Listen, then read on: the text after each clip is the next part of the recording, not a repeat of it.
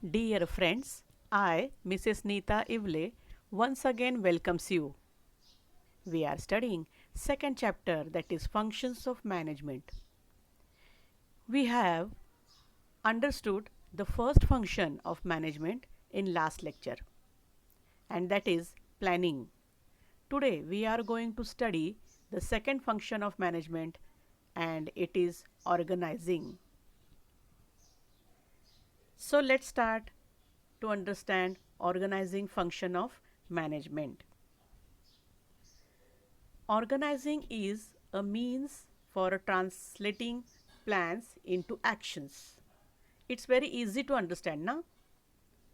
But let me tell you, organizing especially implies a process which coordinates human efforts.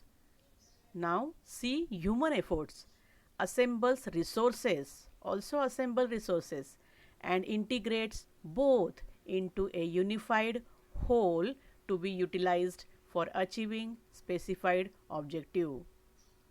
The organizing function leads to the creation of an organizational structure. It includes the assigning of roles to skilled people and defining the interrelationship between these roles.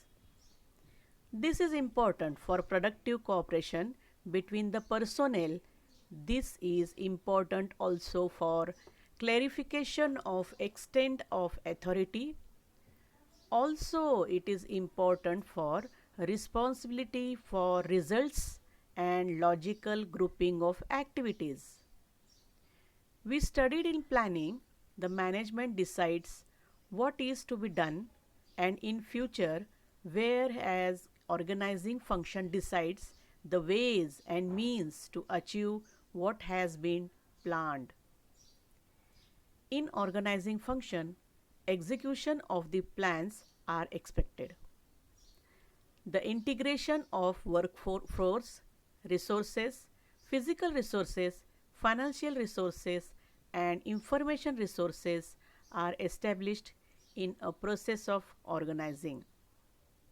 In short, organizing specifies the relationship between people, work, and resources. So, this is in simple word we can understand organizing.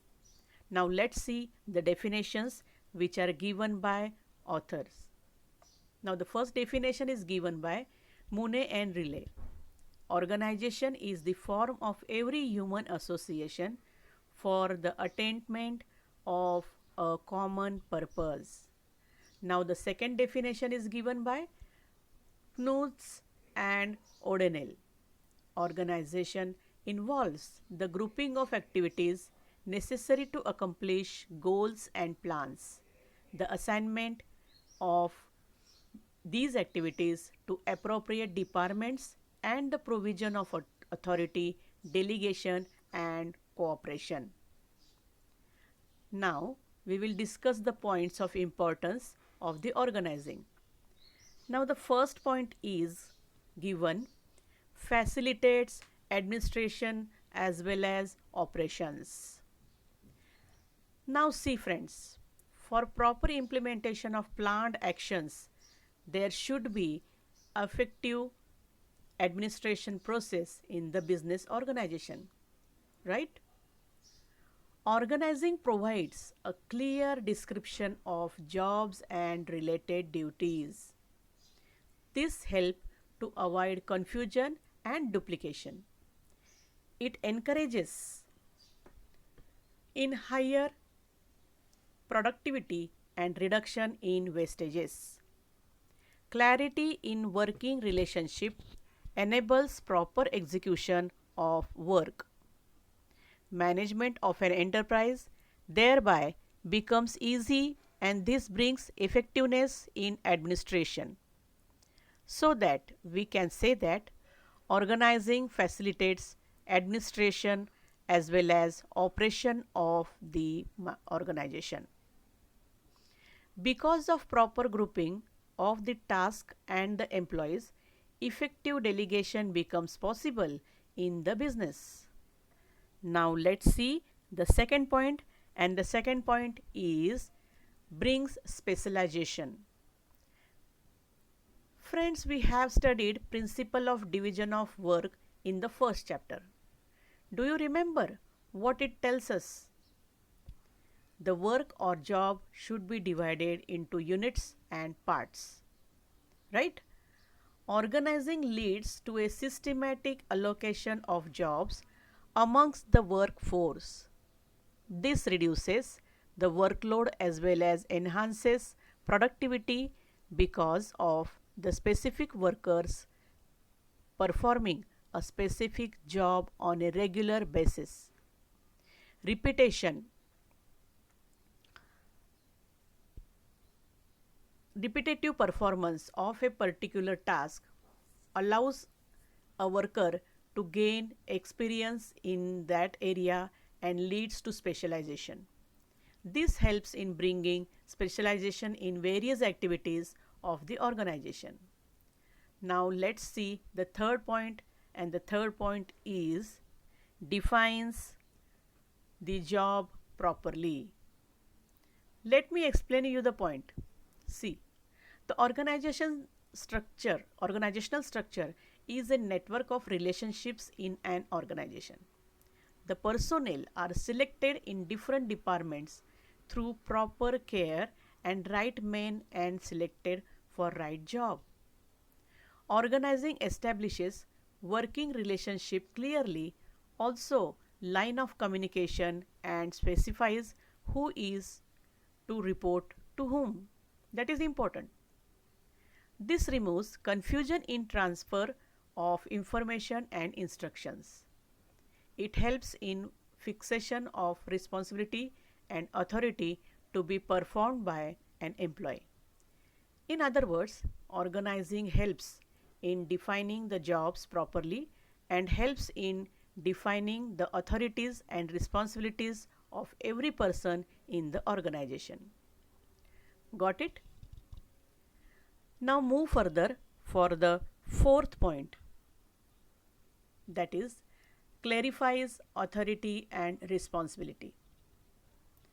Actually, only allocation of job or work is not enough. Each individual should also know to who he has to take orders from and to whom he is accountable. Organizational structure defines the role of every manager. Every manager has given some authorities to fulfill his responsibilities. He has been given clear idea about how to exercise his powers. Effective delegation allows the managers to reduce their workload by assigning routine jobs to their subordinates. This ensures effective management practice in the organization. It boosts productivity and goodwill. Have this fifth point, and that is establishes coordination. If you look at it, all the departments in the organization are dependent on each other, aren't they?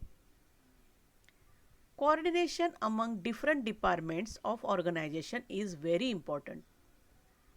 It is for smooth functioning of activities in organization. The function organizing helps in establishing coordination among different departments of business. Through organizing, the authority in and responsibilities are defined. It ensures coordination among managers. That is why it is said that organizing establishes coordination. In this way, organizing establishes harmony in the organization. See the sixth one. It is helps for effective administration. Organizing helps in describing responsibilities of personnel. Actually, the point is similar to the point first. This helps to avoid confusion regarding duties. What helps to avoid confusion? Organizing helps in describing responsibilities of personnel. So, each personnel know that what he has expected. If everyone understand clearly his own role in activities, then the work will execute effectively. Enough care is taken while placing right person in right job with right authorities and responsibilities. The role of each and every employee in the organization is well defined. The principle of division of work and the principle of delegation of authorities used to achieve effective administration. See the next point. The next, that is seventh point, is helps for growth and diversification. Organizing helps in the growth and diversification of an enterprise by enabling it to divert from existing norms and taking up new challenges. It allows a business enterprise to add more job positions, departments, and even diversify their product line. New geographical territories can be added to current areas of operations, and this will help to increase customer base, sales, and profit. This all will only possible if the organizational structure is well defined. Clearly defined roles and responsibilities, coordination among different departments, etc., are important for growth. In this way, organizing help for growth and diversification in enterprise. Now, the next point is eighth point, that is creates sense of security. Now we all want to be secured. As I told you, though organizing, the duties and responsibilities of personnel are defined. Everyone knows what to do and how to do, right? That is why they can work accordingly. There is no confusion about responsibilities, so mental stability ensures. Also, it builds confidence and job satisfaction. This exercise encourages efficiency of the employees in organization. It helps to grow on not only to individual but also the organization. This creates sense of security among employees. Got it? Now let's see the ninth point. And the ninth point is scope for innovation. Let's see how. Managers identifies and the ability and capabilities of their subordinates. They may motivate, they can motivate, and they are motivated to use their own new ideas to perform actively. So everyone in organization gets space to develop and flourish the knowledge. This exercise is necessary to survive in changing circumstances. Organizing provides scope for innovation into adopting new changes in methods of production. Now, let's have the last point, that is help in optimum utilization of resources. Organizing leads to proper use of all material, financial, and human resources. The proper assignment of jobs avoids overlapping of work and also makes possible to best use of resources. Avoidance of duplication of work helps in preventing confusion and minimizing the wastage of resources and efforts. Organizing provides different jobs to different employees according to the job satisfaction and specialization, so that effective utilization of resources is possible. Students, now we understand all the points. Let's have a quick review of today's learning. Today we understood the meaning and definition of organizing, Now, and importance of organizing. Now see the points of importance. The first point is facilitates administration as well as operation. Second, brings specialization. Third one, defines the job properly. Fourth one, clarifies authority and responsibility. Fifth, establishes coordination. Sixth, helps for effective administration. Seventh, helps for growth and diversification. Eighth, creates sense of security. Ninth, scope for innovation. And the last one is help in optimum utilization of resources. Hope you got all the points. Friends, in next lecture, we will discuss the next, that is the third function of management, that is staffing. Thank you, friends, for watching attentively.